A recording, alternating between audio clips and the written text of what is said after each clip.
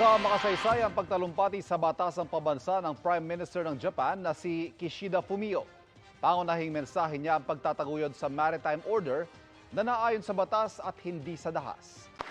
Ito ang unang pagkakataon sa kasaysayan na may tumapak at nagtalumpati na Prime Minister ng Japan sa batasang pambansa.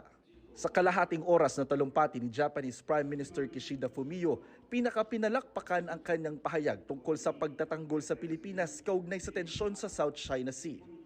May gumugulong na raw na ugnayan ng Japan, Pilipinas at Amerika para protektahan ang kalayaan sa South China Sea. Let us protect the maritime order, which is governed by laws and rules, not by force. Para palakasin pa ang pagbabantay ng Pilipinas, magbibigay ang gobyerno ng Japan ng mga kagamitan sa Pilipinas tulad ng 12 barko sa Philippine Coast Guard.